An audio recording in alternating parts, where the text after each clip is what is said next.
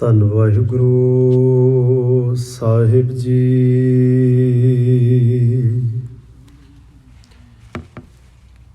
ਇੱਕ ਓੰਕਾਰ ਸਤਿਨਾਮ ਕਰਤਾ ਪੁਰਖ ਨਿਰਭਉ ਨਿਰਵੈਰ ਅਕਾਲ ਮੂਰਤ ਅਜੂਨੀ ਸੈਭੰ ਗੁਰ ਪ੍ਰਸਾਦ।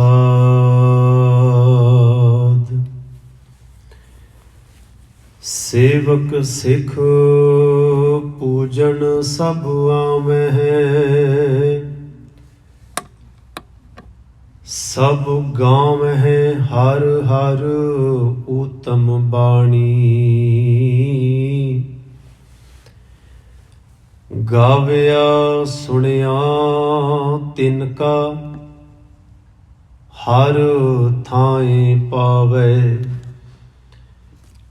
ਜਿਨ ਸਤਿਗੁਰ ਕੀ ਆਗਿਆ ਸਤ ਸਤ ਕਰ ਮਾਨੀ। ਧੰਨ ਵਾਹਿਗੁਰੂ ਸਾਹਿਬ ਜੀ। ਸਭ ਸੁਖ ਦਾਤਾ ਰਾਮ ਹੈ ਦੂਸਰ ਨਾਹਿਨ ਕੋਇ। ਕਹੋ ਨਾਨਕ ਸੁਨ ਰੇ ਮਨਾ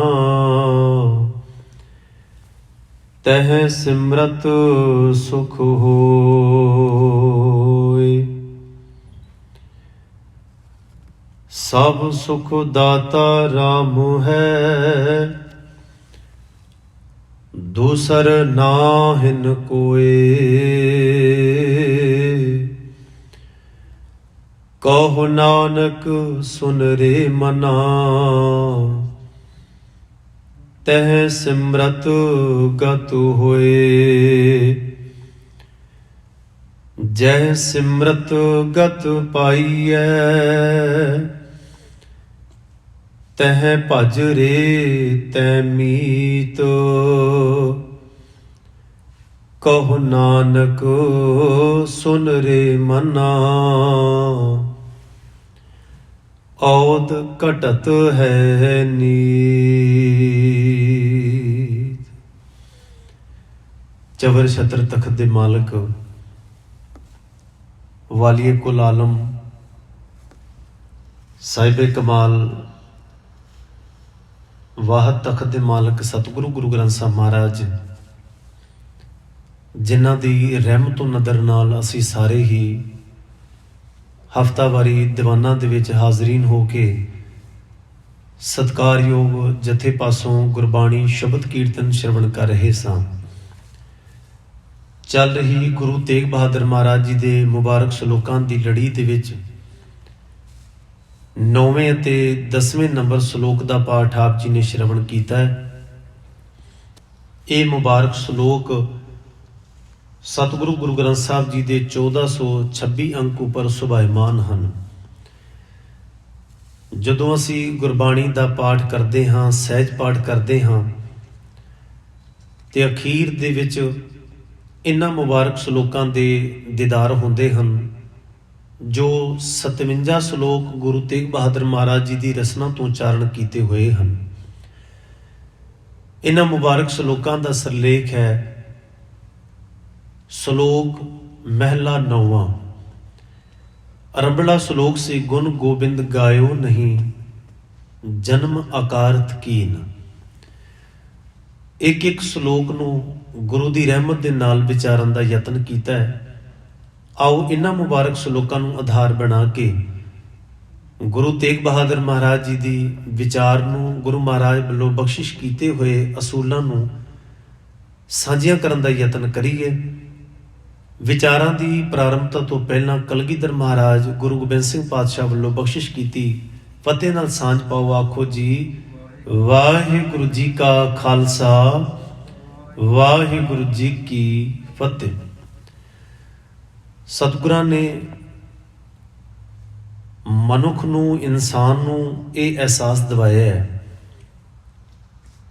ਕਿ ਜੀਵਨ ਦੇ ਵਿੱਚ ਜਿੰਨੀਆਂ ਵੀ ਸਹੂਲਤਾਂ, ਜਿੰਨੇ ਵੀ ਸਾਧਨ ਮਿਲੇ ਹਨ ਸੁਖੀ ਹੋਣ ਵਾਸਤੇ, ਜਿੰਨਾ ਸੁੱਖ ਤੈਨੂੰ ਹੋਣ ਤੱਕ ਮਿਲਿਆ ਹੈ, ਮਹਾਰਾਜ ਨੇ ਆਖਿਆ ਸੁੱਖ ਦੇਣ ਵਾਲਾ ਇੱਕੋ ਹੀ ਕਰਤਾ ਵਾਹਿਗੁਰੂ ਹੈ। ਜਿਸ ਨੂੰ ਕੋਈ ਖੁਦਾ ਕਵੇ, ਅੱਲਾਹ ਕਵੇ, ਗੋਡ ਕਵੇ, ਨਾਥ ਕਵੇ, ਕਿਸੇ ਵੀ ਸ਼ਬਦ ਦੇ ਰਾਹੀਂ ਪੁਕਾਰੇ। ਪਰ ਗੁਰੂ ਗ੍ਰੰਥ ਸਾਹਿਬ ਜੀ ਦੀ ਬਾਣੀ ਦਾ ਇਹ ਅਕੀਦਾ ਹੈ, ਇਹ ਵਿਸ਼ਵਾਸ ਹੈ ਕਿ ਦੱਦਾ ਦਾਤਾ ਏਕ ਹੈ, ਸਭ ਕੋ ਦੇਵਨਹਾਰ। ਦਾਤਾਰ ਕੇਵਲ ਇੱਕੋ ਹੀ ਹੈ, ਜਿਹੜਾ ਸਭਨਾਂ ਦਾ ਪ੍ਰਤਪਾਲਕ ਹੈ, ਸਾਰਿਆਂ ਨੂੰ ਪਾਲਦਾ ਹੈ। ਤੇ ਅਸੀਂ ਤੁਸੀਂ ਸਾਰੇ ਫਿਰ ਕੌਣ ਹੋਏ? ਬਾਣੀ ਵਿੱਚ ਉਸ ਬਾਰੇ ਵੀ ਮਹਾਰਾਜ ਨੇ ਆਖਿਆ, ਜਗਤ ਭਿਖਾਰੀ ਫਿਰਤ ਹੈ, ਸਭ ਕੋ ਦਾਤਾ ਰਾਮ। ਸਾਰੇ ਬਾਕੀ ਮੰਗ ਰਹੇ ਨੇ, ਜਾਚਕ ਨੇ, ਦੇਣ ਵਾਲਾ ਕੇਵਲ ਇੱਕੋ ਹੀ ਬੈਠਾ ਹੋਇਆ ਹੈ। ਔਰ ਉਹਦੇ ਘਰ ਦੇ ਵਿੱਚ ਕਿਸੇ ਵੀ ਸਾਧਨ ਦੀ, ਸੁੱਖ ਸਹੂਲਤ ਦੀ ਘਾਟ ਨਹੀਂ ਹੈ। ਉਹਨੇ ਕੁੱਲ ਜੀਵਾਂ ਵਾਸਤੇ ਹਰ ਇੱਕ ਲੋੜੀਂਦੀ ਚੀਜ਼ ਪ੍ਰੋਵਾਈਡ ਕੀਤੀ ਹੈ। ਕਿੰਨਾ ਅਕੀਦਾ ਬਾਣੀ ਦਿਵਾਉਂਦੀ ਹੈ, ਕਿੰਨਾ ਭਰੋਸਾ ਵੱਜਦਾ ਹੈ ਜਦੋਂ ਮਹਾਰਾਜ ਦੇ ਸ਼ਬਦ ਪੜ੍ਹਦੇ ਹਾਂ ਕਿ ਸੈਲ ਪੱਥਰ ਮੇ ਜੰਤ ਉਪਾਏ, ਤਾਂ ਕਾ ਰਿਜ਼ਕ ਆਗੇ ਕਰ ਧਰਿਆ। ਇਹ ਵਿਚਾਰਾਂ ਇਸੇ ਕਰਕੇ ਮਹਾਰਾਜ ਨੇ ਲਿਖੀਆਂ ਨੇ ਕਿ ਵੇਖੋ, ਪੱਥਰ ਦੇ ਵਿੱਚ ਵੀ ਕੋਈ ਕੀੜਾ ਹੈ, ਪੱਥਰ ਤੋੜੋ ਦੇ ਵਿੱਚੋਂ ਦੀ ਕੋਈ ਨਿੱਕਾ ਜਿਹਾ ਕਿਰਮ, ਕੋਈ ਕੀੜਾ ਨਿਕਲਦਾ ਹੈ। ਹੁਣ ਨਾ ਤੇ ਕੋਈ ਥਾਲ ਅੰਦਰ ਜਾ ਸਕਦਾ ਹੈ, ਨਾ ਅੰਦਰ ਦੀ ਚੀਜ਼ ਬਾਹਰ ਦਿਖਾਈ ਦੇ ਰਹੀ ਹੈ, ਪਰ ਪੱਥਰ ਦੇ ਅੰਦਰ ਪਿਆ ਹੋਇਆ ਕੀੜਾ ਵੀ, ਉਹ ਵੀ ਰਜੇਵੇਂ ਵਿੱਚ ਹੈ, ਰਜਿਆ ਹੋਇਆ, ਉਹਨੂੰ ਕੁਝ ਮਿਲਿਆ ਹੋਇਆ, ਉਹਦੇ ਖਾਣ ਦਾ, ਉਹਦੇ ਸਾਹ ਲੈਣ ਦਾ ਪ੍ਰਬੰਧ ਵੀ ਹੋਇਆ ਹੋਇਆ। ਸੈਲ ਪੱਥਰ ਮੇ ਜੰਤ ਉਪਾਏ, ਤਾਂ ਕਾ ਰਿਜ਼ਕ ਆਗੇ ਕਰ ਧਰਿਆ। ਇਸੇ ਕਰਕੇ ਮਹਾਰਾਜ ਕਹਿੰਦੇ ਨੇ, ਜਦੋਂ ਸਾਰੇ ਸਾਧਨ ਦੇਣ ਵਾਲਾ ਉਹ ਹੈ, ਫਿਰ ਚਿੰਤਾ, ਫਿਰ ਫਿਕਰ ਕਰਨੀ, ਆਪਣੀਆਂ ਅਗਲੀਆਂ ਨਸਲਾਂ ਤੇ ਪੀੜ੍ਹੀਆਂ ਬਾਰੇ ਪਹਿਲਾਂ ਹੀ ਸੋਚ ਕੇ ਪਰੇਸ਼ਾਨ ਹੋ ਜਾਣਾ, ਮਹਾਰਾਜ ਕਹਿੰਦੇ ਨੇ ਕਿੰਨਾ ਕੁ ਜਾਇਜ਼ ਲੱਗਦਾ ਹੈ। ਨਾਨਕ ਚਿੰਤਾ ਮਤ ਕਰੋ, ਚਿੰਤਾ ਤਿਸ ਹੀ ਹੈ, ਜਲ ਮੇ ਜੰਤ ਉਪਾਇਨ ਤਿਨ੍ਹਾਂ ਵੀ ਰੋਜ਼ੀ ਦੇ। ਉੱਥੇ ਹਟ ਨਾ ਚੱਲੇ, ਨਾ ਕੋ ਕਿਰਸ ਕਰੇ। ਤੇ ਜਿੰਨਾ ਕੁਝ ਤੇਰੇ ਹਿੱਸੇ ਹੈ, ਤੈਨੂੰ ਚਾਹੀਦਾ ਸੀ, ਉਹ ਵੀ ਸਾਰਾ ਕੁਝ ਪ੍ਰੋਵਾਈਡ ਕੀਤਾ ਹੈ। ਗੁਰੂ ਗ੍ਰੰਥ ਸਾਹਿਬ ਜੀ ਦੀ ਬਾਣੀ ਦੇ ਵਿੱਚ ਇੱਕ ਤੁਕ ਬੜੀ ਕੀਮਤੀ ਹੈ। ਮਹਾਰਾਜ ਨੇ ਆਖਿਆ ਹੈ, ਗੁਰੂ ਮਹਾਰਾਜ ਕਹਿੰਦੇ ਨੇ, ਪਹਿਲੋਂ ਦੇ ਤੈ ਰਿਜਕ ਸੰਭਾਹਾ, ਪਿੱਛੋਂ ਦੇ ਤੈ ਜੰਤ ਉਪਾਹਾ। ਜੰਤ ਦਾ ਅਰਥ ਹੈ ਕਿ ਜੀਵ, ਭਾਵੇਂ ਕੋਈ ਪਸ਼ੂ ਹੋਵੇ, ਪੰਛੀ ਹੋਵੇ, ਭਾਵੇਂ ਅਸੀਂ ਹੋਈਏ, ਸਾਡਾ ਜਨਮ ਬਾਅਦ ਚ ਹੋ ਰਿਹਾ ਹੈ। ਅਸੀਂ ਧਰਤੀ ਤੇ ਪੈਰ ਮਗਰੋਂ ਰੱਖ ਰਹੇ ਹਾਂ। ਸਾਡਾ ਬਾਕੀ ਸਾਰਾ ਪ੍ਰਬੰਧ ਜਿਹੜਾ ਹੈ ਉਹ ਪਹਿਲਾਂ ਹੋ ਗਿਆ। ਪਹਿਲੋਂ ਦੇਤਾ ਰਿਜ਼ਕ ਸੰਭਾਹਾ, ਰਿਜ਼ਕ ਪਹਿਲਾਂ ਆ ਗਿਆ, ਪਿੱਛੋਂ ਦੇਤਾ ਜੰਤ ਉਪਾਹਾ। ਨਹੀਂ ਤੇ ਆਉਂਦਿਆਂ ਸਾਰ ਹੀ ਤੁਸੀਂ ਕਦੀ ਵੇਖੋ, ਨਿੱਕਾ ਜਿਹਾ ਗਾਂ ਦਾ ਵੀ ਬੱਚਾ ਹੈ ਨਾ, ਉਹਦੇ ਪੈਦਾ ਹੋਣ ਤੋਂ ਪਹਿਲਾਂ ਉਹਦੀ ਖੁਰਾਕ ਦਾ ਪ੍ਰਬੰਧ ਹੋਇਆ ਹੋਇਆ ਹੈ।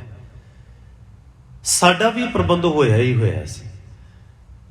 ਜਦੋਂ ਅਸੀਂ ਜਨਮ ਲਿਆ, ਮਾਂ ਦੇ ਰਾਹੀਂ ਕਰਤੇ ਨੇ ਪਹਿਲੀ ਖੁਰਾਕ, ਪਹਿਲੀ ਡਾਈਟ, ਪਹਿਲਾ ਭੋਜਨ ਸਾਡੇ ਲਈ ਪ੍ਰੋਵਾਈਡ ਕਰ ਦਿੱਤਾ। ਤਾਂ ਹੀ ਤਾਂ ਬਾਣੀ ਇਹ ਗੱਲ ਆਖਦੀ ਹੈ ਕਿ ਪਹਿਲੇ ਪਿਆਰ ਲਗਾ ਥਮ ਦੁੱਧ, ਦੂਜੇ ਮਾਏ ਬਾਪ ਕੀ ਸੁਧ। ਪਹਿਲੀ ਜਿਹੜੀ ਜ਼ਰੂਰਤ ਹੈ ਨਾ ਲੋੜੀਂਦੀ, ਕਿਉਂਕਿ ਨਾ ਉਦੋਂ ਦੰਦ ਕੰਮ ਕਰਦੇ ਨੇ, ਦੰਦ ਹੁੰਦੇ ਹੀ ਨਹੀਂ, ਨਾ ਉਦੋਂ ਲੀਵਰ ਬਹੁਤਾ ਕੰਮ ਕਰਦਾ ਹੈ। ਇਸੇ ਤਰ੍ਹਾਂ ਬਜ਼ੁਰਗੀ ਦੀ ਅਵਸਥਾ ਦੇ ਵਿੱਚ ਵੀ ਤੁਸੀਂ ਵੇਖੋ, ਉੱਥੇ ਵੀ ਸਖਤ ਚੀਜ਼ਾਂ ਬੰਦਾ ਨਹੀਂ ਖਾ ਪਾਉਂਦਾ, ਨਾ ਲੀਵਰ ਬਹੁਤਾ ਕੰਮ ਕਰਦਾ, ਪਰ ਉਦੋਂ ਵੀ ਉਹਦੀਆਂ ਲੋੜਾਂ, ਉਹਦੀਆਂ ਜ਼ਰੂਰਤਾਂ ਕਰਤੇ ਨੇ ਪ੍ਰੋਵਾਈਡ ਕੀਤੀਆਂ ਹੋਈਆਂ ਨੇ। ਬਿਰਧ ਭਇਆ ਉੱਪਰ ਸਾਖ ਸੈਨ, ਮੁਖ ਅਪਿਆਓ ਬੈਠ ਕੋ ਦੈਨ। ਹਰ ਇੱਕ ਜੀਵਨ ਦੀ ਉਮਰ ਦੇ ਲਿਹਾਜ਼ ਮੁਤਾਬਕ ਜ਼ਰੂਰਤ ਕਰਤੇ ਵੱਲੋਂ ਹੀ ਮਿਲੀ ਹੋਈ ਹੈ। ਤੇ ਮਹਾਰਾਜ ਕਹਿੰਦੇ ਨੇ ਪਹਿਲੋਂ ਦੇਤਾ ਰਿਜ਼ਕ ਸੰਭਾਹ, ਜਿਹਨੂੰ ਫਿਕਰ ਹੈ ਉਹਨੇ ਪਹਿਲਾਂ ਇੰਤਜ਼ਾਮ ਕੀਤਾ ਕਿ ਇਹ ਬੰਦੇ ਨੂੰ ਖੁਦ ਸੋਚਣਾ ਪਿਆ ਕਿ ਮੈਂ ਕਿਸ ਮਾਂ ਦੇ ਗਰਭ ਤੋਂ ਜਨਮ ਲਵਾਂ, ਕਿ ਇਹ ਬੰਦੇ ਨੇ ਡਿਸੀਜਨ ਲਿਆ ਕਿ ਮੈਂ ਕਿਸ ਮੌਸਮ ਦੇ ਵਿੱਚ ਜਨਮ ਲਵਾਂ, ਕਿਸ ਕੰਟਰੀ 'ਚ ਮੇਰਾ ਜਨਮ ਹੋਣਾ ਚਾਹੀਦਾ, ਕਿਸ ਤਰੀਕ ਨੂੰ ਮੇਰਾ ਜਨਮ ਹੋਣਾ ਚਾਹੀਦਾ। ਮੈਂ ਜਿੱਥੇ ਜਨਮ ਲੈਣਾ ਹੈ ਉਸ ਘਰ ਦੀ ਛੱਤ ਵੀ ਹੋਏਗੀ, ਉੱਥੇ ਕੁਝ ਸਹੂਲਤਾਂ ਵੀ ਹੋਣਗੀਆਂ, ਉੱਥੇ ਮੇਰਾ ਪੇਟ ਭਰਨ ਲਈ ਕੋਈ ਖੁਰਾਕ ਦਾ ਪ੍ਰਬੰਧ ਵੀ ਹੋਏਗਾ, ਸਰੀਰ ਤੋਰਨ ਲਈ ਸਾਹ ਚਾਹੀਦਾ ਹੈ, ਪਾਣੀ ਚਾਹੀਦਾ ਹੈ। ਇਹ ਲੋੜੀਂਦੀਆਂ ਚੀਜ਼ਾਂ ਮੇਰੀਆਂ ਸਾਰੀਆਂ ਉੱਥੇ ਹੋਣ। ਇਹ ਫਿਕਰ, ਇਹ ਇੰਤਜ਼ਾਮ ਬੰਦੇ ਨੇ ਕੀਤਾ ਹੈ ਆਪ। ਮਹਾਰਾਜ ਕਹਿੰਦੇ ਨੇ ਸਾਰਾ ਕੁਝ ਹੀ ਤੂੰ ਵੇਖ, ਇੱਕ ਨਹੀਂ। ਇਸੇ ਕਰਕੇ ਇੱਥੇ ਸ਼ਬਦ ਆਇਆ ਸਭ ਸੁਖ ਦਾਤਾ। ਸੁਖ ਵੇਖ ਕਿੰਨੇ ਨੇ ਤੇਰੇ ਜੀਵਨ ਦੇ ਵਿੱਚ, ਔਰ ਸਾਰੇ ਸੁੱਖਾਂ ਦਾ ਦਾਤਾ ਮਹਾਰਾਜ ਕਹਿੰਦੇ ਨੇ ਇੱਕੋ ਹੀ ਹੈ, ਕੇਵਲ, ਹੋਰ ਕੋਈ ਨਹੀਂ। ਸਭ ਸੁਖ ਦਾਤਾ ਰਾਮ ਹੈ, ਦੂਸਰ ਨਾ ਹਿਨ ਕੋਏ। ਦੂਜਾ ਹੋਰ ਕੋਈ ਨਹੀਂ ਹੈ। ਇਸ ਕਰਕੇ ਤੂੰ ਦੂਜਾ ਤੀਜਾ ਨਾ ਸੇਮਦਾ ਫਿਰੀ ਕਿਤੇ। ਖਿਮਾ ਕਰਿਓ, ਇਹ ਸਾਡੇ ਕੋਲੋਂ ਗਲਤੀ ਕਹਿ ਲੋ ਜਾਂ ਇਹ ਗੁਨਾਹ ਹੋ ਜਾਂਦਾ ਜਾਣੇ ਅਣਜਾਣੇ। ਦੇਣ ਵਾਲਾ ਕੋਈ ਹੈ। ਇੱਕ ਥਾਂ ਮਹਾਰਾਜ ਨੇ ਬਾਣੀ ਚ ਆਖਿਆ, ਕਹਿੰਦੇ ਕਿ ਦੇਣ ਵਾਲੇ ਨੇ ਤੈਨੂੰ ਕੁਝ ਦਿੱਤਾ, ਪਰ ਹੋਇਆ ਕੀ, ਜਿਵੇਂ ਆਪਾਂ ਕੋਈ ਨੌਕਰ ਰੱਖ ਲਈਏ ਆਪਣੀ ਸ਼ੌਪ ਤੇ, ਆਪਣੀ ਕੰਪਨੀ ਦੇ ਵਿੱਚ, ਉਹਨੂੰ ਵਜਵੀਂ ਤਨਖਾਹ ਦਿੰਦੇ ਆ। ਤਨਖਾਹ ਨਿਸ਼ਚਿਤ ਹੁੰਦੀ ਕਿ ਤੇਰੀ ਤਨਖਾਹ ਕਿੰਨੀ ਹੈ। ਉਹਨੂੰ ਬਾਣੀ ਚ ਆਖਿਆ ਵਜੋਂ ਸਾਹਿਬ ਕਾ। ਤਨਖਾਹ ਉਹ ਦੇ ਰਿਹਾ ਹੋਵੇ ਔਰ ਉਹ ਕੰਮ ਦੱਸੇ ਕਿ ਆਹ ਕੰਮ ਨੇ, ਇਹਦੀ ਆ ਤਨਖਾਹ ਤੂੰ ਚੱਕ। ਹੁਣ ਹੋਵੇ ਕੀ ਕਿ ਜੇ ਮਾਲਕ ਨੂੰ ਤਨਖਾਹ ਲੈ ਰਿਹਾ, ਮੂੰਹ ਮੰਗੀ ਤਨਖਾਹ ਲੈ ਰਿਹਾ, ਪਰ ਜਦੋਂ ਕੰਮ ਦੀ ਗੱਲ ਆਈ ਤੇ ਉਦੋਂ ਜਾ ਕੇ ਉਹ ਗੁਆਂਢ ਵਿੱਚ ਕਿਸੇ ਦੇ ਕੰਮ ਪੂਰੇ ਕਰ ਰਿਹਾ ਹੋਵੇ, ਉਹ ਹੋਰ ਕਿਸੇ ਦੀ ਚਾਕਰੀ ਕਰ ਰਿਹਾ ਹੋਵੇ, ਮੰਗਦਾ ਕਿਸੇ ਹੋਰ ਕੋਲੋਂ ਹੋਵੇ। ਮਹਾਰਾਜ ਕਹਿੰਦੇ ਨੇ ਵਜੋਂ ਸਾਹਿਬ ਕਾ ਸੇਵ ਬਿਰਾਨੀ, ਐਸੇ ਗੁਨਾਹਾਂ ਤਜੋ ਪ੍ਰਾਨੀ। ਇਹ ਬੜਾ ਵੱਡਾ ਗੁਨਾਹ ਹੈ, ਇਹਨੂੰ ਛੱਡ ਦੇਣਾ ਹੀ ਚੰਗਾ ਹੈ। ਜੋ ਦੇ ਰਿਹਾ ਨਾ ਉਹਦਾ ਸ਼ੁਕਰ ਕਰਨਾ ਤਾਂ ਬਣਦਾ ਹੈ, ਉਹਦੇ ਕੋਲੋਂ ਲੈ ਰਹੇ ਆ ਤੂੰ। ਵਜੋਂ ਸਾਹਿਬ ਕਾ, ਪਰ ਸੇਵ ਬਿਰਾਨੀ, ਸੇਵਾ ਤੋਂ ਬੇਗਾਨਿਆਂ ਦੀ ਕਰੀ ਬੈਠਾ, ਜਿਨ੍ਹਾਂ ਨੇ ਤੈਨੂੰ ਕੁਝ ਦਿੱਤਾ ਹੀ ਨਹੀਂ ਇਸ ਬਾਰੇ, ਜਿਹੜੇ ਦੇਣਹਾਰ ਹੈ ਵੀ ਨਹੀਂ ਅਸਲ ਦੇ ਵਿੱਚ, ਤੂੰ ਸੇਵਾ ਚਾਕਰੀ ਉਹਨਾਂ ਦੀ ਜਾ ਕੇ ਕਰੇ। ਹੁਣ ਇਹਦਾ ਭਾਵ ਕੀ ਸੀ? ਭਾਰਤੀ ਖਿੱਤੇ ਦੇ ਵਿੱਚ ਇੱਕ ਅਕਾਲ ਪੁਰਖ ਵਾਹਿਗੁਰੂ ਦੀ ਪੈਦਾਇਸ਼, ਉਹ ਉਮਤ ਉਹਦੇ ਕੋਲੋਂ ਰਿਜ਼ਕ ਲੈ ਰਹੀ ਹੈ, ਪਰ ਜਦੋਂ ਉਹਨਾਂ ਨੇ ਸੇਵਣ ਦੀ ਗੱਲ ਆਈ ਤੇ ਪੁਜਾਰੀ ਵਰਗ ਨੇ ਕੀ ਕੀਤਾ, ਉਹਨਾਂ ਦੇ ਅੱਗੇ तमाम ਲੋੜੀਂਦੇ ਦੇਵੀ ਦੇਵਤੇ ਸਥਾਪਿਤ ਕਰ ਦਿੱਤੇ। ਹੁਣ ਦੇਵੀ ਦੇਵਤੇ ਰਿਸਪੈਕਟਡ ਨੇ, ਉਹ ਆਪਣੀ ਥਾਂ ਤੇ ਨੇ। ਉਹਨਾਂ ਦੀ ਵਿਚਾਰ, ਉਹਨਾਂ ਦੇ ਲਿਖੇ ਗ੍ਰੰਥ, ਉਹਨਾਂ ਦੀਆਂ ਹਦਾਇਤਾਂ ਕੋਈ ਪੜ੍ਹ ਕੇ ਜੀਵਨ ਦੇ ਵਿੱਚ ਅਪਣਾਏ, ਇਹ ਇੱਕ ਵੱਖਰਾ ਸਬਜੈਕਟ ਸੀ। ਪਰ ਰੱਬ ਦੀ ਜਗ੍ਹਾ ਤੇ, ਉਹਦੇ ਪੈਰਲਰ ਦੇ ਵਿੱਚ ਕੋਈ ਨਵੇਂ ਕਿਸਮ ਦਾ ਰੱਬ ਖੜਾ ਕਰ ਦਿੱਤਾ ਗਿਆ ਤੇ ਪੂਜਣ ਵਾਲੇ ਨੂੰ ਉਸ ਤੋਂ ਅੱਗੇ ਦਾ ਪਤਾ ਹੀ ਨਾ ਲੱਗੇ ਕਿ ਇਸ ਤੋਂ ਅੱਗੇ ਵੀ ਕੁਝ ਹੈ। ਉਹ ਉੱਥੋਂ ਤੱਕ ਹੀ ਸੀਮਤ ਹੋ ਜਾਂਦਾ ਹੈ, ਸੀਮਤ ਹੋ ਜਾਂਦਾ ਹੈ। ਭਗਤਾਂ ਦੀ ਬਾਣੀ ਪੜ੍ਹੋ ਤੇ ਭਗਤ ਨਾਮਦੇਵ ਸਾਹਿਬ ਨੇ ਬੜੀ ਜੁਰਤ ਦੇ ਵਿੱਚ ਇਹ ਗੱਲ ਆਖੀ, ਜਿਨ੍ਹਾਂ ਨੂੰ ਵੇਖੋ ਸਮਝ ਪਈ ਇਹ ਗੱਲ ਦੀ। ਗੁਰੂ ਨਾਨਕ ਸਾਹਿਬ ਜੀ ਤੋਂ ਤਕਰੀਬਨ 200 ਸਾਲ ਪਹਿਲਾਂ ਹੋਏ ਨੇ ਭਗਤ ਨਾਮਦੇਵ ਜੀ। ਉਹਨਾਂ ਦੇ ਸ਼ਬਦ ਪੜ੍ਹੋ, ਉਹਨਾਂ ਨੇ ਇਹ ਆਪਣਾ ਡਿਸੀਜਨ ਦਿੱਤਾ। ਉਹ ਕਹਿੰਦੇ ਭੈਰੋ ਭੂਤ ਸੀਤਲਾ ਧਾਵੈ, ਖਰ ਬਾਹਨ ਉਹ ਛਾਰ ਉਡਾਵੈ, ਹਉ ਤੋਂ ਏਕ ਰਮਈਆ ਲੈ ਹੋ। ਉਹਨਾਂ ਨੇ ਆਪਣਾ ਡਿਸੀਜਨ ਕਲੀਅਰ ਕਰਤਾ। ਕਹਿੰਦੇ ਬਾਕੀ ਕੌਣ ਕਿਹਨੂੰ ਕਿਹਨੂੰ ਪੂਜਦਾ ਇਹ ਉਹ ਜਾਣੇ, ਪਰ ਹਉ ਦਾ ਅਰਥ ਮੈਂ। ਹਉ ਤੋਂ ਏਕ ਰਮਈਆ ਲੈ ਹੋ, ਇੱਕ ਰਮਿਆ ਹੋਇਆ ਕਾਲਪੁਰਖ ਵਾਹਿਗੁਰੂ ਹੀ, ਉਹ ਮੈਨੂੰ ਦੇ ਦੇਵੋ, ਉਹਦੀ ਗੱਲ ਮੈਨੂੰ ਦੱਸ ਦਵੋ, ਉਹਦੀ ਗੱਲ ਮੈਨੂੰ ਸਮਝਾ ਦਿਓ ਜੇ ਕਿਸੇ ਦੇ ਕੋਲ ਸਮਝ ਹੈ। ਹਉ ਤੋਂ ਏਕ ਰਮਈਆ ਲੈ ਹੋ, ਤੇ ਉਹਦੇ ਬਦਲੇ 'ਚ ਕੀ ਦਓਗੇ? ਕਹਿੰਦੇ ਆਮ ਦੇਵ ਬਦਲੈ ਬਣਦੇ ਹੋ, ਬਾਕੀ ਸਭ ਕੁਝ ਲੈ ਲਵੋ। ਜਿੰਨਾ ਕੁਝ ਅੱਜ ਤੱਕ ਲੋਕਾਂ ਦੀ ਮਾਨਤਾ ਦੇ ਵਿੱਚ, ਉਹ ਬਦਲੇ 'ਚ ਤੁਸੀਂ ਲਿਜਾਣਾ ਤੇ ਲੈ ਜਾਓ, ਮੈਨੂੰ ਇੱਕ ਹੀ ਦੇ ਦੇਵੋ। ਇਹੀ ਕਾਰਨ ਹੈ ਗੁਰੂ ਗ੍ਰੰਥ ਸਾਹਿਬ ਦੀ ਬਾਣੀ 'ਚ 15 ਭਗਤ, 11 ਭੱਟ, 6 ਪਾਤਸ਼ਾਹ, 2 ਸਿੱਖਾਂ ਦੀ ਬਾਣੀ ਹੈ। ਇਹਨਾਂ 35 ਮਹਾਂਪੁਰਖਾਂ ਦੀ ਤੁਸੀਂ ਰਾਈਟਿੰਗ ਪੜ੍ਹ ਕੇ ਵੇਖੋ, ਰਚਨਾ ਪੜ੍ਹ ਕੇ ਵੇਖੋ, 5871 ਸ਼ਬਦ ਹਨ ਗੁਰੂ ਗ੍ਰੰਥ ਸਾਹਿਬ ਦੇ ਵਿੱਚ। ਇੱਕ ਜਗ੍ਹਾ ਵੀ ਕਿਤੇ ਦੂਜੇ ਤੀਜੇ ਦੀ ਗੱਲ ਕੀਤੀ ਨਹੀਂ ਗਈ, ਇੱਕ ਦੀ ਗੱਲ ਹੋਈ ਹੈ, ਇੱਕ ਦੀ ਪ੍ਰੋੜਤਾ ਦੀ ਗੱਲ ਹੀ ਹੋਈ ਹੈ। ਔਰ ਉਹ ਇੱਕ ਕਿੱਥੇ ਹੈ? ਮਹਾਰਾਜ ਕਹਿੰਦੇ ਨੇ ਇੱਕ ਓੰਕਾਰ, ਉਹ ਇੱਕ ਹੈ ਜਿਹੜਾ ਓੰਗ ਦਾ ਅਰਥ ਹੈ ਉਹ ਆਪਣੀ ਹੋਂਦ ਦੇ ਵਿੱਚ ਹੈ, ਕਾਰ ਦਾ ਅਰਥ ਹੈ ਇੱਕ ਸਾਰ, ਸਾਰਿਆਂ ਦੇ ਵਿੱਚ ਵਿਰਾਜਮਾਨ ਹੈ। ਇੱਕ ਸਾਰ, ਇੱਕ ਰਸ ਸਾਰਿਆਂ ਦੇ ਵਿੱਚ ਹੈ, ਵਿਆਪਕ ਹੈ, ਉਹ ਹੈ ਇੱਕ ਹੈ, ਪਰ ਦੋ ਤਿੰਨ ਨਹੀਂ। ਵੇਖੋ ਕਿੰਨੇ ਕਰੋੜ ਕੇ ਸ਼ਬਦ ਮਹਾਰਾਜ ਨੇ ਆਖੇ। ਏਕੋ ਹੈ ਭਾਈ, ਏਕੋ ਹੈ ਸਾਹਿਬ ਮੇਰਾ, ਏਕੋ ਹੈ, ਇੱਕੋ ਹੀ ਹੈ। ਇਸ ਕਰਕੇ ਜਦੋਂ ਸ਼ੁਕਰ ਕਰਨਾ ਤੇ ਇੱਕ ਦਾ, ਜਦੋਂ ਮੰਗਣਾ ਹੈ ਤਾਂ ਇੱਕ ਕੋਲੋਂ ਹੀ। ਆਪਣਾ ਮੀਤ ਸੁਆਮੀ ਗਾਈਐ, ਆਸ ਨਾ ਵਰ ਕਾਹੂ ਕੀ ਕੀਜੈ। ਹੋਰ ਆਸ ਨਹੀਂ ਰੱਖਣੀ ਚਾਹੀਦੀ ਸਾਨੂੰ। ਸੁਖ ਦਾਤਾ ਪ੍ਰਭ ਧਿਆਈਐ, ਮਹਾਰਾਜ ਕਹਿੰਦੇ ਨੇ ਸੁਖ ਮੰਗਲ ਕਲਿਆਣ ਜਿਸੇ ਘਰ, ਤਿਸ ਹੀ ਸ਼ਰਣੀ ਪਾਈਐ, ਤਿਸੇ ਤਿਆਗ ਮਾਨੁਖ ਜੇ ਸੇਵੋ, ਤਾਂ ਲਾਜ ਲੋਨ ਹੋਏ ਜਾਈਏ। ਇੱਕ ਨੂੰ ਛੱਡ ਕੇ ਜੇ ਮਨੁੱਖ ਨੂੰ ਸੇਵ ਰਹੇ ਹੋ, ਜਿਵੇਂ ਸੁਖਮਨੀ ਸਾਹਿਬ ਦੀ ਬਾਣੀ ਚ ਮਹਾਰਾਜ ਨੇ ਆਖਿਆ, ਮਾਨੁ ਕੀ ਟੇਕ ਬਿਰਥੀ ਸਭ ਜਾਨ, ਦੇਵਨ ਕੋ ਏਕੈ ਭਗਵਾਨ।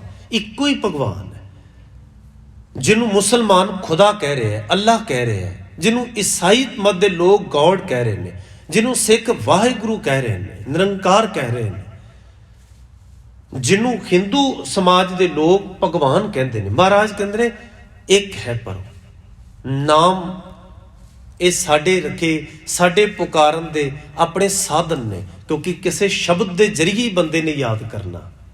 ਸ਼ਬਦ ਸਹਾਰਾ ਹੈ, ਸ਼ਬਦ ਆਸਰਾ ਹੈ ਬੰਦੇ ਦਾ। ਔਰ ਸਾਡੇ ਵਿੱਚ ਤੇ ਪਸ਼ੂਆਂ 'ਚ ਬਸ ਇੰਨਾ ਹੀ ਫਰਕ ਹੈ। ਪਸ਼ੂਆਂ ਦੇ ਕੋਲ, ਉਹਨਾਂ ਦੇ ਕੋਲ ਵੀ ਜ਼ਬਾਨ ਹੈ, ਪਰ ਉਹਨਾਂ ਦੇ ਕੋਲ ਸ਼ਬਦ ਨਹੀਂ ਹੁੰਦੇ, ਉਹਨਾਂ ਕੋਲ ਵਰਡ ਨਹੀਂ ਹੁੰਦੇ। ਇਸ ਕਰਕੇ ਉਹ ਵੰਡੇ ਵੀ ਨਹੀਂ ਹੁੰਦੇ ਆਪਸ ਵਿੱਚ। ਅਗਰ ਉਹਨਾਂ ਦੀ ਪ੍ਰਜਾਤੀਆਂ ਦੇ ਕੋਲ ਸ਼ਬਦ ਹੁੰਦੇ ਤੇ ਉਹਨਾਂ ਨੇ ਵੀ ਕਦੋਂ ਦੀ ਵੰਡ ਵੰਡਾਈ ਕਰ ਲੈਣੀ ਸੀ। ਸ਼ਬਦ ਬੰਦੇ ਦੇ ਕੋਲ ਇੱਕ ਸ਼ਬਦ ਹੀ ਹੈ। ਅੱਖਰੀ ਨਾਮ, ਅੱਖਰੀ ਸਲਾਹ, ਅੱਖਰੀ ਗਿਆਨ, ਗੀਤ ਗੁਣ ਗਾ, ਅੱਖਰ ਨੇ ਬੰਦੇ ਦੇ ਕੋਲ। ਇਹ ਸਭ ਤੋਂ ਵੱਡੀ ਖੂਬੀ ਬੰਦੇ ਦੇ ਕੋਲ ਹੈ। ਤਾਂ ਹੀ ਤਾਂ ਬਾਣੀ ਵਿੱਚ ਇਹ ਗੱਲ ਕਹੀ ਗਈ ਹੈ, ਚਾਰ ਪਾਉ ਦੋਏ ਸੀਂਗ ਗੂੰਗ ਮੁਖ, ਤਬ ਕੈਸੇ ਗੁਣ ਗਈ ਹੈ। ਉਠਤ ਬੈਠਤ ਠੇਗਾ ਪਰ ਹੈ, ਤਬ ਕਟ ਮੂੰਡ ਲੁਕਹੀ ਹੈ। ਕਹਿੰਦੇ ਮਹਿਸੂਸ ਕਰਕੇ ਜੇ ਚਾਰ ਪੈਰ ਹੋਣ, ਦੋ ਸਿੰਘ ਸਿਰ ਤੇ ਨਿਕਲੇ ਹੋਣ, ਜ਼ਬਾਨ ਹੋਵੇ ਮੂੰਹ ਦੇ ਵਿੱਚ ਪਰ ਗੂੰਗੀ ਹੋਵੇ, ਗੂੰਗ ਮੁਖ, ਤਬ ਕੈਸੇ ਗੁਣ ਗਈ ਹੈ। ਹੁਣ ਤੇਰੇ ਕੋਲ ਸ਼ਬਦ ਨੇ, ਤੇਰੇ ਕੋਲ ਅੱਖਰ ਨੇ, ਵਰਡ ਨੇ, ਕੁਝ ਕਹਿ ਸਕਦਾ ਹੈ, ਕੁਝ ਵਿਚਾਰ ਸਕਦਾ ਹੈ। ਜਬ ਲਗ ਦੁਨੀਆ ਰਹੀਏ ਨਾਨਕ, ਕਿਜ ਸੁਣੀਏ ਕਿਜ ਕਹੀ ਹੈ। ਇਹ ਮੰਤਵ ਕੇਵਲ ਬੰਦੇ ਦੀ ਲਾਈਫ ਦੇ ਵਿੱਚ ਹੀ ਹੈ। ਹੋਰ ਪਸ਼ੂ ਪਰਿੰਦੇ ਸਾਂਝ ਗੁਣਾਂ ਦੀ ਨਹੀਂ ਕਰ ਪਾਉਂਦੇ, ਆਦਾਨ ਪ੍ਰਦਾਨ ਨਹੀਂ ਕਰ ਪਾਉਂਦੇ। ਇੱਕ ਗੱਲ ਬੰਦੇ ਦੇ ਕੋਲ ਆ ਜਾਏ, ਚੰਗੀ ਲੱਗੇ, ਉਹ ਹਜ਼ਾਰਾਂ ਨੂੰ ਦੱਸ ਸਕਦਾ ਹੈ, ਉਹ ਕਈਆਂ ਨੂੰ ਸੁਚੇਤ ਕਰ ਸਕਦਾ ਹੈ। ਤੇ ਮਹਾਰਾਜ ਨੇ ਨਹੀਂ ਆਖਿਆ ਕਹੀਏ ਸੁਣੀਏ ਕਹੀਏ, ਆਖਿਆ ਸੁਣ, ਪਹਿਲਾਂ ਦੂਜੇ ਦੀ ਗੱਲ ਨੂੰ ਸੁਣ, ਸਿੱਖ, ਹਰ ਚੰਗੀ ਗੱਲ ਸੁਣ, ਫਿਰ ਆਪਣੀ ਗੱਲ ਕਹਿ। ਸਾਂਝ, ਵਿਚਾਰ, ਆਦਾਨ ਪ੍ਰਦਾਨ, ਇਹੀ ਮਨੁੱਖਤਾ ਦਾ ਇੱਕ ਮੰਤਵ ਬਣਦਾ। ਬੜਾ ਕੁਝ ਦੇ ਕੋਲੋਂ ਲਿਆ ਜਾ ਸਕਦਾ, ਸਿੱਖਿਆ ਜਾ ਸਕਦਾ। ਤਾਂ ਹੀ ਤਾਂ ਗੁਰੂ ਸਾਹਿਬ ਨੇ ਇੱਕ ਸ਼ਬਦ ਦਿੱਤਾ, ਸਿੱਖ। ਸਿੱਖ ਸ਼ਬਦ ਦਿੱਤਾ, ਜੇ ਕੋ ਸਿੱਖ ਗੁਰੂ ਸੇਤੀ ਸਨਮੁਖ ਹੋਵੇ ਤਾਂ ਸਨਮੁਖ ਸਿੱਖ ਕੋਈ, ਜਿਉ ਰਹੇ ਗੁਰੂ ਨਾਲੇ। ਸਿੱਖ ਦਾ ਅਰਥ ਹੀ ਸਿੱਖਦਾ ਰਹਿ, ਸਿੱਖਦਾ ਰਹਿ, ਬਸ ਰੁਕਣਾ ਨਹੀਂ ਹੈਗਾ। ਜਿੱਥੋਂ ਮਿਲਦਾ ਜਿਹਦੇ ਨਾਲ ਬਹਿ ਕੇ ਸਾਂਝ ਵਿਚਾਰ ਕਰੇ, ਜਿੱਥੇ ਜਾਹੇ ਪਈਏ ਭਲਾ ਕਹੀਏ, ਝੋਲ ਅੰਮ੍ਰਿਤ ਪੀਜੈ। ਸਿੱਖਣ ਦੀ ਹਮੇਸ਼ਾ ਸੋਚ ਅੰਦਰ ਰੱਖ, ਮੰਤਵ ਰੱਖ। ਕਦੀ ਇਹ ਭਰਮ ਪਾਲ ਕੇ ਨਾ ਰੱਖ ਕਿ ਹੁਣ ਮੈਨੂੰ ਸਿੱਖਣ ਦੀ ਲੋੜ ਨਹੀਂ,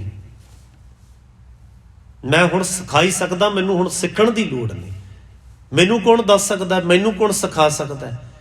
ਕਦੀ ਦਰਵਾਜ਼ੇ ਬੰਦ ਨਾ ਕਰ, ਬੂਹੇ ਬੰਦ ਨਾ ਕਰ, ਕਦੀ ਓਪਨ ਹੋ ਕੇ ਜੀ ਜੋ ਸਿੱਖਣ ਨੂੰ ਮਿਲਦਾ ਚੰਗੀ ਗੱਲ ਲਈ ਚੱਲ। ਬਸ ਵਿਕਾਸ ਤੇ ਖੁਸ਼ੀ ਇਸੇ ਵਿੱਚ ਹੀ ਹੈ। ਤੁਸੀਂ ਵੇਖੋ ਸਤਿਗੁਰੂ ਗੁਰੂ ਅਮਰਦਾਸ ਮਹਾਰਾਜ ਵਡੇਰੀ ਉਮਰ ਦੇ ਵਿੱਚ ਵੀ ਆ ਕੇ ਗੁਰੂ ਅੰਗਦ ਸਾਹਿਬ ਜੀ ਦੇ ਕੋਲੋਂ ਸੰਗਤ ਵਿੱਚ ਬਹਿ ਕੇ ਉਹ ਸਿੱਖਦੇ ਹੀ ਰਹੇ। ਦਾੜਾ ਚਿੱਟਾ ਹੋ ਗਿਆ ਤਾਂ ਵੀ ਸਿੱਖਿਆਰਥੀ ਰੂਪ ਦੇ ਵਿੱਚ ਉਹਨਾਂ ਨੇ ਸਿੱਖਿਆ ਹੀ ਨਹੀਂ ਆ। ਸਿੱਖ ਕੇ ਤੇ ਉਹ ਆਨੰਦ ਬਣਿਆ, ਜਿਹਦੇ ਬਾਅਦ ਉਹਨਾਂ ਨੇ ਜਦੋਂ ਬਾਣੀ ਲਿਖੀ, ਆਨੰਦ ਬਾਣੀ ਦਾ ਨਾਮ ਲਿਖ ਦਿੱਤਾ ਤੇ ਪੁੱਛਿਆ ਕਿੱਥੋਂ ਮਿਲਿਆ, ਕਹਿੰਦੇ ਆਨੰਦ ਭਇਆ ਮੇਰੀ ਮਾਏ ਸਤਿਗੁਰੂ ਮੈਂ ਪਾਇਆ। ਜੀਵਨ ਦੇ ਵਿੱਚ ਆਨੰਦ ਆਇਆ, ਪਹਿਲਾਂ ਸਿੱਖਿਆ ਉਹਨਾਂ ਨੇ, ਪਹਿਲਾਂ ਸਿੱਖ ਬਣੇ, ਸਿੱਖਿਆਰਥੀ ਬਣੇ। ਸੋ ਜਿਹੜੀ ਮੈਂ ਬੇਨਤੀ ਕਰ ਰਿਹਾ ਸਾਂ, ਸ਼ਬਦਾਵਲੀ ਦੇ ਸ਼ਬਦ ਦੇ ਸਹਾਰੇ ਹੀ ਬੰਦਾ ਉਹਦੀ ਉਸਤਤ ਕਰ ਸਕਦਾ ਹੈ। ਨਾਮ ਵੱਖੋ ਵੱਖਰੇ ਤਰੀਕ ਰੱਖੇ ਜਾ ਸਕਦੇ ਨੇ, ਪਰ ਗੁਰੂ ਮਹਾਰਾਜ ਕਹਿੰਦੇ ਨੇ ਇੱਕੋ ਹੀ ਹੈ, ਇੱਕੋ ਹੈ ਭਾਈ, ਏਕੋ ਹੈ ਸਾਹਿਬ ਮੇਰਾ, ਏਕੋ ਹੈ। ਇੱਕ ਨਹੀਂ ਕਈ ਥਾਂ ਤੇ ਆਖਿਆ, ਇੱਕ ਸਿਉ ਚਿਤ ਲਾਏ ਮੇਰੇ ਮਨ, ਇੱਕ ਸਿਉ ਚਿਤ ਲਾਏ। ਇੱਕ ਬਿਨ ਸਭ ਧੰਦ ਹੈ, ਸਭ ਮਿਥਿਆ ਮੋਹ ਮਾਹੇ। ਸੋ ਇੱਥੇ ਵੀ ਮਹਾਰਾਜ ਸ਼ਲੋਕ ਚ ਕਹਿੰਦੇ ਨੇ ਸਭ ਸੁਖ ਦਾਤਾ ਰਾਮ ਹੈ, ਦੂਸਰ ਨਾਹਿਨ ਕੋਏ। ਇੱਥੇ ਮੈਂ ਇੱਕ ਬੇਨਤੀ ਕਰਨਾ ਚਾਹੁੰਦਾ, ਕਿਉਂਕਿ ਬਾਣੀ ਦੇ ਗਿਆਤਾ, ਬਾਣੀ ਸਮਝਣ ਵਾਲਿਆਂ ਲਈ ਇਹ ਗੱਲ ਜਾਣਨੀ ਬੇਹੱਦ ਲਾਜ਼ਮੀ ਹੈ ਕਿ ਜਿਵੇਂ ਇੱਥੇ ਇੱਕ ਵਰਡ ਆਇਆ ਨਾ ਰਾਮ ਹੈ, ਬਾਣੀ ਦੇ ਵਿੱਚ ਰਾਮ ਹਜ਼ਾਰਾਂ ਵਾਰੀ ਸ਼ਬਦ ਆਇਆ ਹੈ। ਔਰ ਕਈ ਵਾਰੀ ਸਾਨੂੰ ਇਹ ਸੁਣ ਕੇ ਭੁਲੇਖੇ ਪੈਣ ਲੱਗ ਪੈਂਦੇ ਨੇ, ਕਿਉਂਕਿ ਭਾਰਤੀ ਖਿੱਤੇ ਦੇ ਵਿੱਚ ਇੱਕ ਰਾਮ ਚੰਦਰ ਜੀ ਹੋਏ ਨੇ, ਰਾਮ ਜਿਨ੍ਹਾਂ ਨੂੰ ਲੋਕ ਇਹ ਆਖਦੇ ਨੇ ਕਿ ਉਹ ਦਸ਼ਰਥ ਜੀ ਦੇ ਪੁੱਤਰ ਸ਼੍ਰੀ ਰਾਮ ਚੰਦਰ ਜੀ, ਤੇ ਉਹ ਪ੍ਰਚਲਿਤ ਹੈ ਨਾਮ, ਬੜਾ ਫੇਮਸ ਨਾਮ ਹੈ, ਪੂਜਨੀਕ ਨੇ, ਉਹ ਸਮਾਜ ਦੇ ਵਿੱਚ ਬੜੇ ਰਿਸਪੈਕਟਡ ਥਾਂ ਰੱਖਦੇ ਨੇ। ਪਰ ਇਹ ਗੱਲ ਦਾ ਭੁਲੇਖਾ ਨਾ ਖਾ ਜਾਈਏ ਕਿ ਵੇਖੋ ਜੀ ਇੱਥੇ ਰਾਮ ਲਫ਼ਜ਼ ਆਇਆ ਇਸ ਕਰਕੇ ਮੈਚ ਕਰਦਾ ਵਰਡ, ਤੇ ਉਹ ਰਾਮ ਬਾਰੇ ਮਹਾਰਾਜ ਕਹਿ ਰਹੇ ਨੇ। ਨਹੀਂ, ਉਹਨਾਂ ਰਾਮ ਬਾਰੇ ਵੀ ਆਇਆ ਬਾਣੀ ਦੇ ਵਿੱਚ, ਉਹਨਾਂ ਬਾਰੇ ਵੀ ਆਇਆ, ਅੱਗੇ ਜਾ ਕੇ ਆਏਗਾ ਇਸ ਗੁਰੂ ਤੇਗ ਬਹਾਦਰ ਸਾਹਿਬ ਦੇ ਸ਼ਲੋਕਾਂ ਦੇ ਵਿੱਚ ਹੀ। ਉੱਥੇ ਆਇਆ ਰਾਮ ਗਇਓ ਰਾਵਣ ਗਇਓ ਜਾਕੋ ਬਹੁ ਪਰਵਾਰ, ਕਹੋ ਨਾਨਕ ਥਿਰ ਕਛ ਨਹੀਂ ਸੁਪਨੇ ਜਿਉ ਸੰਸਾਰ। ਸੰਸਾਰ ਸੁਪਨੇ ਦੀ ਤਰ੍ਹਾਂ ਹੈ, ਅਨੇਕਾਂ ਧਰਤੀ ਤੇ ਆਏ, ਚੰਗੇ ਸਤਕਾਰੇ ਪਤਵੰਤੇ ਲੋਕ ਆਏ, ਲੋਕਾਂ ਨੇ ਉਹਨਾਂ ਨੂੰ ਪੂਜਿਆ ਮੰਨਿਆ, ਪਰ ਸਰੀਰਕ ਤੌਰ ਤੇ ਅੱਜ ਉਹ ਇਸ ਧਰਤੀ ਤੇ ਨਹੀਂ ਹਨ। ਰਾਮ ਗਇਓ ਰਾਵਣ ਗਇਓ, ਉਹ ਚਲੇ ਗਏ ਹਨ। ਜੋ ਫਿਜ਼ੀਕਲੀ ਤੌਰ ਤੇ ਜਨਮ ਲੈਂਦਾ, ਜੋ ਜਨਮੈ ਸੋ ਜਾਨੋ ਮੂਆ, ਉਹਨੇ ਖਤਮ ਹੋ ਜਾਣਾ ਹੈ। ਐਸੇ ਕਿ ਗੁਰੂ ਨਾਨਕ ਸਾਹਿਬ ਜੀ ਦੇ ਸਰੀਰ ਕਰਕੇ ਉਹਨਾਂ ਦਾ ਵਿਸਾਖ, ਇੱਕ ਵਿਸਾਖ ਨੂੰ ਜਨਮ ਹੋਇਆ, ਪ੍ਰਕਾਸ਼ ਹੋਇਆ, ਤੇ ਅਸੀਂ ਉਹਨਾਂ ਦਾ ਜੋਤੀ ਜੋਤ ਵੀ ਮਨਾਉਂਦੇ ਹਾਂ, ਕਿਉਂਕਿ ਫਿਜ਼ੀਕਲੀ ਤੌਰ ਤੇ ਜਿਹਦਾ ਜਨਮ ਹੋਏਗਾ ਉਹਨੇ ਜਾਣਾ ਹੈ। ਸਰੀਰ ਸਥਿਰ ਨਹੀਂ ਹੈਗਾ, ਸਦਾ ਨਹੀਂ ਰਹਿਣਾ। ਕਲਗੀਧਰ ਮਹਾਰਾਜ ਦਾ ਸਰੀਰ ਸਾਡੇ ਕੋਲ ਨਹੀਂ ਹੈਗਾ, ਸਦੀਵੀ ਨਹੀਂ ਹੈਗਾ। ਇਹਨਾਂ ਦੇ ਬਾਅਦ ਸ਼ਲੋਕ ਆਉਣੇ ਨੇ, ਅਗਲੇ ਸ਼ਲੋਕ ਨੇ, ਪਾਂਚ ਤਤ ਕੋ ਤਨ ਰਚਿਓ ਜਾਨੋ ਚਤੁਰ ਸੁਜਾਨ, ਜੈ ਤੇ ਉਪਜਿਓ ਨਾਨਕਾ ਲੀਨ ਤਾਹੀ ਮਹਿਮਾਨ। ਸੋ ਉਸ ਪ੍ਰਕਰਨ ਦੇ ਵਿੱਚ ਸ਼੍ਰੀ ਰਾਮਚੰਦਰ ਜੀ ਵੀ ਆਉਣਗੇ, ਰਾਮ ਗਇਓ ਰਾਵਣ ਗਇਓ। ਪਰ ਇੱਥੇ ਜਿਹੜਾ ਰਾਮ ਮਹਾਰਾਜ ਕਹਿ ਰਹੇ ਨੇ ਨਾ, ਸਭ ਸੁਖਦਾਤਾ ਰਾਮ ਹੈ, ਇਹ ਜਾਣਨਾ ਬੜਾ ਲਾਜ਼ਮੀ ਹੈ। ਭਗਤ ਕਬੀਰ ਜੀ ਦੇ ਸ਼ਲੋਕ ਆਉਂਦੇ ਨੇ, ਉੱਥੇ ਕਬੀਰ ਸਾਹਿਬ ਨੇ ਆਖਿਆ ਕਬੀਰ ਰਾਮ ਕਹਿਨ ਮੇ ਭੇਦ ਹੈ ਜਾਮੈ ਏਕ ਵਿਚਾਰ। ਇਹਦੇ ਵਿੱਚ ਇੱਕ ਵਿਚਾਰ ਦੀ ਗੱਲ ਹੈ ਕਿ ਰਾਮ ਕਹਿਣ ਦੇ ਵਿੱਚ ਵੀ ਫਰਕ ਹੈ। ਵੇਖੋ ਵਰਡ ਤਾਂ ਉਹੀ ਹੈ, ਸ਼ਬਦ ਤਾਂ ਰਾਮ ਹੀ ਹੈ, ਪਰ ਇਹਦੇ ਵਿੱਚ ਕਹਿਣ ਦੇ ਵਿੱਚ ਫਰਕ ਹੈ। ਇੱਕ ਰਾਮ ਕਹਿਣ ਵਾਲੇ ਦੇ ਅੰਦਰ ਦਸ਼ਰਥ ਜੀ ਦੇ ਪੁੱਤਰ ਸ਼੍ਰੀ ਰਾਮਚੰਦਰ ਜੀ ਦਾ ਧਿਆਨ ਹੈ, ਉਹ ਰਾਮ ਕਹਿ ਰਿਹਾ, ਕਹੇ ਕੋਈ ਪ੍ਰੋਬਲਮ ਨਹੀਂ, ਕੋਈ ਕਿਸੇ ਨੂੰ ਮਾਨਤਾ ਦਿੰਦਾ ਹੈ, ਕੋਈ ਕਿਸੇ ਦਾ ਆਰਾਧਨ ਕਰਦਾ, ਕੋਈ ਸਮੱਸਿਆ ਨਹੀਂ ਹੈਗੀ। ਪਰ ਕਬੀਰ ਸਾਹਿਬ ਕਹਿੰਦੇ ਨੇ ਜਿਹੜੇ ਰਾਮ ਨੂੰ ਅਸੀਂ ਕਹਿੰਦੇ ਆ, ਰਾਮ ਕਹਿੰਦੇ ਆ, ਉਹ ਰਾਮ ਰਮਿਆ ਹੋਇਆ, ਰਮੇ ਤੋਂ ਰਾਮ ਬਣਿਆ, ਰਮਿਆ ਹੋਇਆ, ਸਾਰੀ ਜਗ੍ਹਾ ਤੇ ਇੱਕ ਵਿਰਾਜਮਾਨ, ਜਿਹੜਾ ਨਾ ਜੰਮਿਆ ਤੇ ਨਾ ਉਹਨੇ ਮਰਨਾ ਹੈ। ਉਹ ਕਾਇਨਾਤ ਬਣਨ ਤੋਂ ਪਹਿਲਾਂ ਵੀ ਵਿਰਾਜਮਾਨ ਸੀ, ਹੁਣ ਵੀ ਹੈ, ਇਹ ਖਤਮ ਹੋ ਜਾਏਗਾ ਸਭ ਕੁਝ, ਉਹਨੇ ਤਾਂ ਵੀ ਰਹਿਣਾ ਹੈ। ਆਪਾਂ ਸੋਦਰ ਦੇ ਪਾਠ ਵਿੱਚ ਵੀ ਪੜ੍ਹਦੇ ਹਾਂ, ਤੂੰ ਜੁਗ ਜੁਗ ਏਕੋ, ਸਦਾ ਸਦਾ ਤੂੰ ਏਕੋ ਜੀ, ਤੂੰ ਨਿਹਚਲ ਕਰਤਾ ਸੋਈ। ਨਿਹਚਲ ਕਹਿੰਦੇ ਨੇ ਜਿਹੜਾ ਚੱਲ ਨਾ ਹੋਵੇ। ਇੱਕ ਹੁੰਦਾ ਜਿਹੜਾ ਚੱਲ ਹੈ, ਜੋ ਆਇਆ ਸੋ ਚੱਲ ਸੀ, ਸਭ कोई आई वारी है, जिसके जी प्राण है क्यों साहिब मनो विसारी है। चल है ना कुछ, बहुत कुछ चल है, ते आया चला गया, आया गया मोया नाउ, पिछे पत्तल संदेव काऊ। पर जेड़ा इस किस्म नाल आया ही नहीं, जन्म होया ही नहीं इस किस्म नाल, वो जाएगा भी नहीं। आप ही ने आप साजियो, आप ही ने रचियो नाओ। महाराज कहते ने थापिया ना जाए, कीता ना होए, आपे आप निरंजन सोए। वो अपने आप तो बने, उन्होंने कोई पैदा नहीं कर सकता। जिन्हों किसी ने पैदा किया, खिमा करियो मैं कहन तो गुरेज नहीं करना, क्योंकि दास दा सुभाव है कि जिहड़ी भी गल करनी है ऑथेंटिक लिखत रूप च, गुरु ग्रंथ साहब दे विच ये शब्द लिखे हुए ने जिन्हां अगे असीं मत्था टेकते हैं। उत्थे कबीर साहब जी ने गल कही हुई है, वो कहंदे तुसीं कृष्ण जी नूं चेते करदे हो, मुबारक है, तुसीं करो चेते, याद कर सकते हो, तुसीं किसी दी हिस्ट्री पढ़ सकते हो, किसी दे उपदेश बचन कमा सकते हो, कोई प्रॉब्लम नहीं है। पर जे तुसीं ये कहते हो कि ये ही भगवान ने, तां कबीर साहब ने एक सवाल खड़ा किया फिर उन्हां लोकां दे अगे। बनारस दे वासियों नूं पुछया, कहते तुम जो कहत हो नंद को नंदन, तुसीं ये गल कहते हो नंद को नंदन, नंद को नंदन काको रे, बड़ा वड्डा सवाल सी। जे तुसीं कहंदे हो कि कृष्ण जी फलाणे दे घर उन्हां दा जन्म होया, माता दा नाम आए, पिता दा नाम आए, इस युग दे विच उन्हां ने जन्म लिया, ये गल कहंदे हो तुसीं। ते कबीर साहब कहंदे ने पैदा होने वाले नूं तुसीं अगर भगवान कह रहे हो, ते जिन्ने पैदा कीता है माँ बाप, वो माँ बाप किहड़े भगवान ने पहला पैदा करके भेज दिते, वो भगवान कौन है? फिर किड्डा वड्डा सवाल है। वो एक युग दे विच आ रहे ने भगवान, जदों युग ही नहीं है उदों भगवान किहड़ा है? किड्डा प्यारा सवाल से। तुम जो कहते हो नंद को नंदन, नंद को नंदन काको रे, धरण आकाश दसों दिस नाही, तब ए नंद कहां थोरे। किथे सन फिर कृष्ण महाराज उस वेले? फिर उन्होंने कबीर जी ने पूछा, तुसी दसो फिर तुसी किनू मानते हो? ते कबीर साहब कहते ने, कबीर को स्वामी ऐसो ठाकुर जाका माई न बापो रे। मैं तो उदू आराधना उन्होंने चेते करदा जिदा माँ बाप नहीं है, उन्होंने कोई पैदा नहीं कर सकता। साडे च इन्नी समर्था किते कि असीं भगवान पैदा कर दईए। थापिया ना जाए, कीता ना होए, आपे आप निरंजन सोए। वो पैदा कीता ही नहीं जा सकता इदां, ते जिहड़ा पैदा कीता जा रहा है वो भगवान नहीं हो सकता। हाँ, तुसी किसी दी मानता करदे हो, किसी नूं देवी ते देवते दा थां दिंदे हो, किसी दी रिस्पैक्ट करदे हो, मुबारक है तुहानूं जी, सदके कर सकदे हो।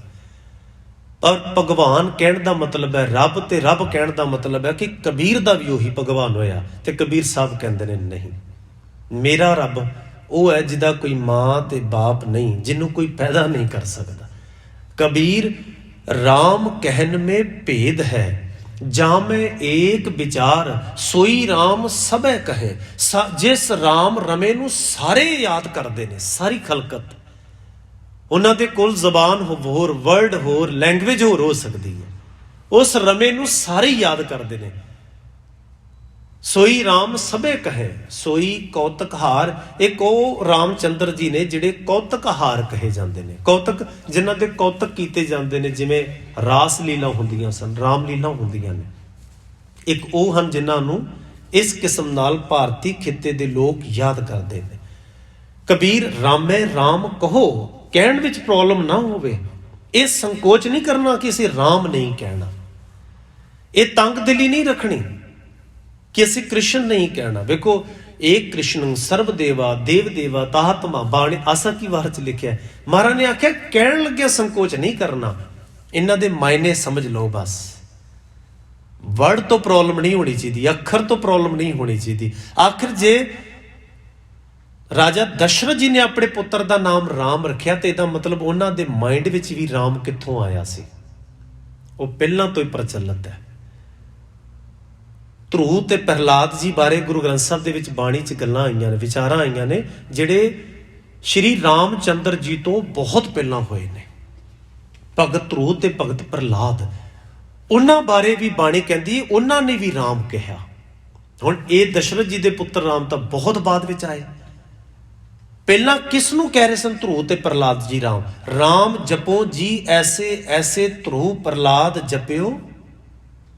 ਔਰ ਹਵਾਲੇ ਨੇ ਵੇਖੋ ਬਾਣੀ ਦੇ ਵਿੱਚ। ਉਹ ਧਰੂ ਪ੍ਰਹਲਾਦ ਕਿਹਨੂੰ ਰਾਮ ਕਹਿੰਦੇ ਸਨ? ਉਹ ਰਮਿਆ ਹੋਇਆ ਹੈ। ਰਾਮ ਕਹਿਣ 'ਚ ਪ੍ਰੋਬਲਮ ਨਹੀਂ ਹੋਣੀ ਚਾਹੀਦੀ, ਪਰ ਕਹਿਣ ਲੱਗਿਆਂ ਮਾਈਂਡ ਕਿੱਥੇ ਜਾ ਰਿਹਾ ਹੈ ਇਹ ਧਿਆਨ ਦੇਣਾ ਪਏਗਾ। ਹੁਣ ਤੁਸੀਂ ਦੇਖੋ, ਬੰਗਲਾ ਸਾਹਿਬ ਦਿੱਲੀ ਗੁਰਦੁਆਰਾ ਪ੍ਰਬੰਧਕ ਕਮੇਟੀ ਦੇ ਹੀ ਇੱਕ ਨੁਮਾਇੰਦੇ, ਇੱਕ ਪ੍ਰਬੰਧਕ ਮੈਂਬਰ, ਜਿਨ੍ਹਾਂ ਦੀ ਵੀਡੀਓ YouTube 'ਚ ਵੀ ਪਈ ਹੋਈ ਹੈ, ਉਹਨਾਂ ਨੇ ਖਾਕੀ ਨਿਕਰਾਂ ਵਾਲਿਆਂ ਨੂੰ ਖੁਸ਼ ਕਰਨ ਵਾਸਤੇ ਧਾਰਮਿਕ ਸਟੇਜ ਤੇ ਚੜ੍ਹ ਕੇ ਸਿੱਖ ਸੰਗਤ ਦੇ ਵਿੱਚ ਬੋਲਦੇ ਆ ਜਾਂ ਹੋਰ ਆਮ ਆਵਾਮ ਦੇ ਵਿੱਚ ਵੀ ਬੋਲਦੇ ਆ, ਉਹਨਾਂ ਨੇ ਗੁਰੂ ਗ੍ਰੰਥ ਸਾਹਿਬ ਦੇ ਵਿੱਚੋਂ ਰਾਮ ਰਾਮ ਵਰਡ ਕੱਢ ਕੇ ਗਲਤ ਅਰਥ ਕੀਤੇ, ਕਿਸੇ ਨੂੰ ਖੁਸ਼ ਕਰਨ ਲਈ ਕੀਤੇ, ਪਰ ਬਾਣੀ ਦਾ ਮਿਸਯੂਜ਼ ਕੀਤਾ ਉਹਨਾਂ ਨੇ। ਉਹਨਾਂ ਨੇ ਆਖਿਆ ਵੇਖੋ ਲਿਖਿਆ ਸਭ ਸੁਖ ਦਾਤਾ ਰਾਮ ਹੈ। ਉਹਨਾਂ ਨੇ ਆਖਿਆ ਵੇਖੋ ਬਾਣੀ 'ਚ ਲਿਖਿਆ ਜਦੋਂ ਜਪਜੀ ਸਾਹਿਬ ਪੜੋਗੇ 5 ਖੰਡ ਆਉਣਗੇ, ਧਰਮ ਖੰਡ, ਗਿਆਨ ਖੰਡ, ਕਰਮ ਖੰਡ, ਸ਼ਰਮ ਖੰਡ, ਸੱਚ ਖੰਡ।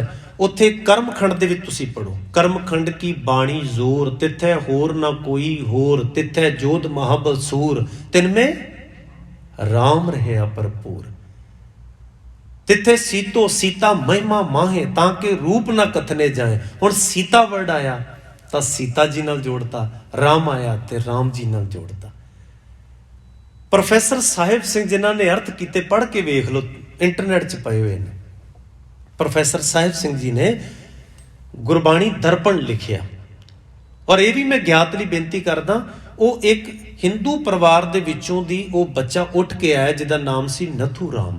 ਫਿਰ ਉਹ ਮੁੜ ਕੇ ਸਿੱਖ ਬਣੇ, ਸਿੰਘ ਬਣੇ, ਪ੍ਰੋਫੈਸਰ ਸਾਹਿਬ ਸਿੰਘ ਬਣੇ, doctor of literature the degree ਲਈ, ਔਰ ਸਭ ਤੋਂ ਪਹਿਲਾਂ ਅਥੈਂਟਿਕ ਅਰਥ ਹੋਣ ਤੱਕ ਦੇ ਪ੍ਰੋਫੈਸਰ ਸਾਹਿਬ ਸਿੰਘ ਦੇ ਮੰਨੇ ਜਾਂਦੇ ਨੇ। ਉਹਨਾਂ ਨੇ ਦਰਪਣ ਲਿਖਿਆ, ਗੁਰਬਾਣੀ ਦਰਪਣ, ਉਹਦੇ ਵਿੱਚ ਅਰਥ ਕੀਤੇ। ਕਿੱਡਾ ਵੱਡਾ ਜਿਗਰਾ ਹੋਏਗਾ ਉਹਨਾਂ ਨੇ ਜਦੋਂ ਅਰਥ ਕੀਤੇ। ਉਹਦੇ 'ਚ ਉਹਨਾਂ ਨੇ ਆਖਿਆ ਕਿ ਜਿਹੜਾ ਇੱਥੇ ਗੁਰੂ ਨਾਨਕ ਸਾਹਿਬ ਕਹਿ ਰਹੇ ਨੇ ਨਾ, ਇਨਕੇ ਰਾਮ ਵਸੇ ਮਨ ਮਾਹੇ, ਉੱਥੇ ਰਮੇ ਹੋਏ ਰਾਮ ਬਾਰੇ ਮਹਾਰਾਜ ਕਹਿ ਰਹੇ ਨੇ। ਤਿੱਥੇ ਸੀਤੋ ਸੀਤਾ ਮਹਿਮਾ ਮਾਹੇ, ਸੀਤੋ ਸੀਤਾ ਦਾ ਅਰਥ, ਇਹ ਸੀਤੋ ਸੀਤਾ ਇਕੱਠਾ ਸ਼ਬਦ ਹੈ, ਇਹਦਾ ਅਰਥ ਹੈ ਸੀਤਿਆ ਜਾਣਾ, ਪਰੋਏ ਜਾਣਾ।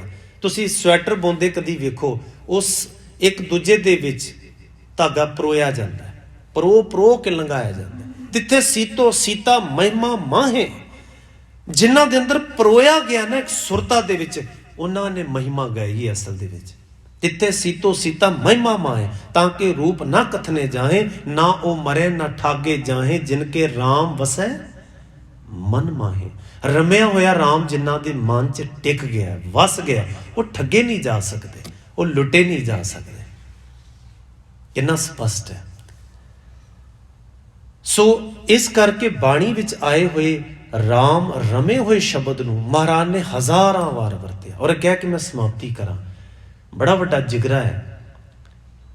ਇੱਕੋ ਇੱਕ ਵਾਹਿਦ ਗੁਰੂ ਗ੍ਰੰਥ ਸਾਹਿਬ ਜੀ ਦਾ ਉਹ ਪਲੇਟਫਾਰਮ ਹੈ ਜਿਸ ਵਿੱਚ ਅੱਲਾਹ ਸ਼ਬਦ ਆਇਆ ਹੈ, ਖੁਦਾ ਵਰਡ ਆਇਆ। ਮੈਨੂੰ ਵਿਖਾ ਦਿਓ, ਖਿਮਾ ਕਰਿਓ, ਕਿਸੇ ਕੁਰਾਨ ਦੇ ਵਿੱਚ ਰਾਮ ਸ਼ਬਦ ਆਇਆ ਹੋਵੇ, ਕਿਸੇ ਗੀਤਾ ਦੇ ਵਿੱਚ ਖੁਦਾ ਸ਼ਬਦ ਆਇਆ ਹੋਵੇ। ਇੱਥੇ ਤੁਸੀਂ ਪੜ੍ਹੋ ਤੇ ਇੱਥੇ ਕੋਈ ਰਹਿ ਹੀ ਨਹੀਂ ਗਿਆ ਬਾਹਰ ਕੋਈ ਵਰਡ। ਇੱਥੇ ਜਿਹੜੇ ਜੋਗੀ ਨਾਥ ਕਹਿੰਦੇ ਸਨ ਉਹ ਵੀ ਆ ਗਿਆ। ਇੱਕੋ ਨਾਥ ਬਾਰੇ ਮਹਾਰਾਜ ਨੇ ਆਖਿਆ, ਆਪ ਨਾਥ ਨਾਥੀ ਸਭ ਜਾ ਕੇ, ਰਿੱਧ ਸਿੱਧ ਅਵਰਾਂ ਸਾਧ। ਅੱਲਾਹ ਅਵਲ ਅੱਲਾਹ ਨੂਰ ਉਪਾਇਆ, ਕੁਦਰਤ ਕੇ ਸਭ ਬੰਦੇ। ਹਮ ਮਸਕੀਨ ਖੁਦਾਈ ਬੰਦੇ, तुम राजस मन पावे। खुदा शब्द आया, निरंकार आया, गोपाल आया, स्वामी आया, गोवर्धन आया, बीठुल आया, स्वामी आया, हरि आया, राम आया। लह नहीं कुछ किया बाहर। ये बड़ा जिगरा है। महाराज ने आख्या वर्डिंग ते ना जाओ, शब्दावली ते ना जाओ, गुरेज ना करो। किसी दे खरीदे हुए शब्द नहीं होंगे कदी भी। मसला ये होंदा है शब्द कहण दे पिछे तुहाडा मंतव की है, भाव की है, फर्क कित्थे आ रहा है। कबीर रामे राम कहो कहबे माहे बबेक, बबेकता नाल कहो, जो कहना है कहो, पर विवेक नाल लैके कहो। एक अनेकै मिल गया एक समाना एक, एक वो है जिहड़ा एक शरीर दे विच ही समा गया, और एक वो है जिहड़ा अनेकां दे विच विराजमान हो गया। ये दोवां दे विच राम च फर्क है। सो इत्थे महाराज कहंदे ने सब सुखदाता राम है, दूसर नाहिन कोई, दूजा कोई नहीं, इको एक वाहद रमिया होया काल पुरख खुदा वाहिगुरु जिहड़ा सबना दा सुखां दा दाता है। कहो नानक सुन रे मना, महाराज कहते हैं हे मेरे मना सुन ध्यान नाल गल, तह सिमरत गत होए।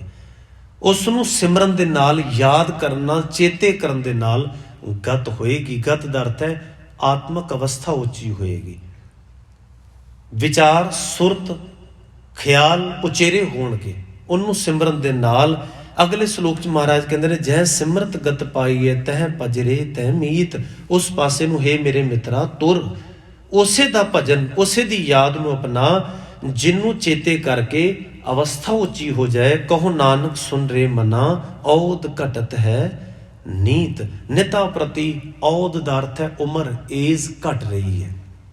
एक्सक्यूज ना बना, बहाने ना बना, उन्नू चेते करन दा इक्को एक तरीका सलीका है, उहदे गुणां दा मंथन कर, उहदे परोपकार गुरबाणी दे राही समझ, और उहदे दिते हुए दा शुक्र कर, ते जीवन विच आए हुए दुख सुख नूं एक समान मन के उहदी रजा ते उहदा भाणा कह के स्वीकार कर, और अपने आपे नूं उहदे अगे सरेंडर कर दे। उहदे हुक्म दे मुताबक रजाई हुक्म रजाई जीवन दा हिस्सा बना लै। सो गुरु महाराज बख्शिश ते कृपा करन।